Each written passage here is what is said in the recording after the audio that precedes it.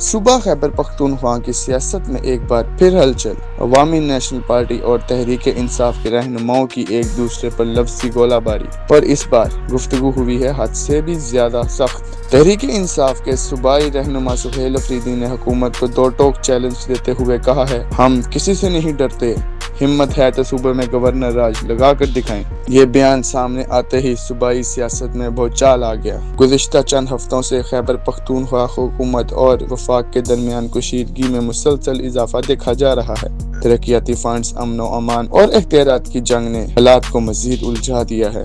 Reports کے مطابق وفاقی حکومت کی جانب سے صوبے میں گورنر راج کے نفاذ کی بحث چل رہی تھی، جس پر پی ٹی آئی قیادت نے شدید رد عمل دیا۔ ایسے میں سہیل افریدی کا یہ جرأت مندانہ بیان سامنے آیا جو سیاسی ماحول میں آتش فشاں ثابت ہوا۔ اپنی پریس کانفرنس میں سہیل افریدی نے واضح کیا، تحریک انصاف کی حکومت عوام کے ووٹوں سے بنی ہے، کسی کی ڈکٹیشن نہیں لی جائے گی۔ جو لوگ صوبے میں غیر آئینی اقدامات کا خواب دیکھ رہے ہیں وہ کان کھول کر سن لیں، ہم میدان چھوڑنے والے نہیں۔ صوبے کے عوام پی ٹی آئی کے ساتھ کھڑے ہیں۔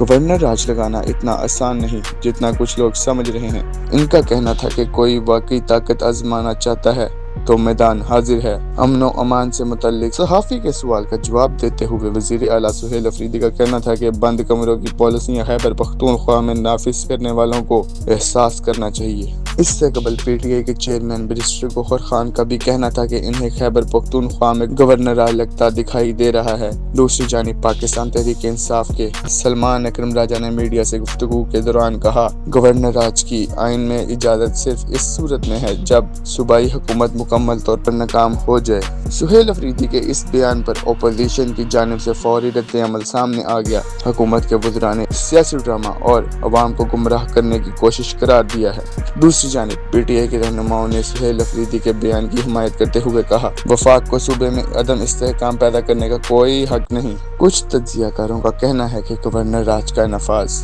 آئینی طور پر ایک انتہائی قدم ہوتا ہے اور اس کے لیے سخت قانون شواہد درکار ہوتے ہیں۔ آئین پاکستان کے آرٹیکل 234 کے تحت گورنر راج صرف اس وقت لگایا جا سکتا ہے جب صوبائی حکومت آئینی ذمہ داریاں نبھانے میں ناکام ہو جائے۔ اس کا فیصلہ وفاقی حکومت کرتی ہے، لیکن اس کی منظوری صدر مملکت سے لینا لازمی ہوتی ہے۔ سپریم کورٹ اس پورے عمل کا جائزہ لینے کے مکمل اختیار رکھتی ہے۔ اب سوال یہ ہے کہ موجودہ حالات گورنر راج جیسے سخت اقدام کا مطالبہ کرتے ہیں؟ کچھ ماہرین کہتے ہیں نہیں، جبکہ تجزیہ کار حالات کو سنگین سمجھ رہے ہیں۔ عوامی رد عمل بھی دونوں حصوں میں بٹا ہوا ہے۔